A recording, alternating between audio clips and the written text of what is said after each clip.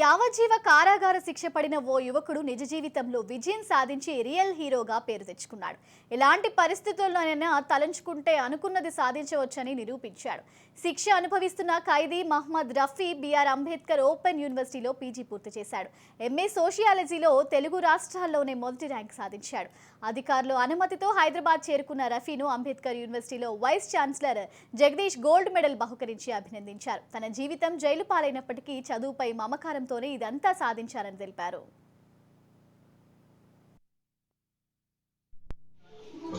నేను బయట బీటెక్ 2016లో హైదరాబాద్లో కంప్లీట్ చేశాను. చదువుతున్నప్పుడు నా మీద హత్యానేరం ఆరోపింపబడి నేను సబ్ జైలు ఆలగడ్డలో 26 రోజులు ఉన్నాను. తర్వాత నేను రిలీజ్ అయిన తర్వాత బీటెక్ కాలేజీకి వెళ్ళి బీటెక్ 73% ఫస్ట్ క్లాస్లో పాస్ అయ్యాను.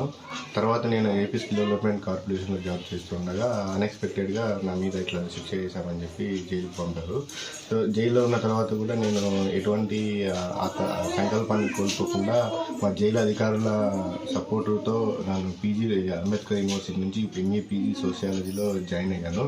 సో అక్కడ అధికారుల సహాయంతో నాకు బుక్కులు కావచ్చు, చదువుకోవడానికి ప్రతి ఒక్కరు హెల్ప్ చేశారు జైలు అధికారులు అందరూ. నేను కేంద్ర కారాగారం కడపలో ఉంటున్నాను. సో ఈ అంబేద్కర్ యూనివర్సిటీ పీజీ ఎంఏ సోషియాలజీలో నాకు 2 తెలుగు రాష్ట్రాల్లో ఆంధ్రప్రదేశ్ తెలంగాణలో అత్యధిక మార్కులతో 2022లో పీజీ కంప్లీట్ చేశాను. అందుకని యూనివర్సిటీ వారు నాకు 2023 డిసెంబర్ 28వ తేదీన Ambedkar open university Jubilee Hyderabad నందు నాకు గోల్డ్ మెడల్ని ఇచ్చారు.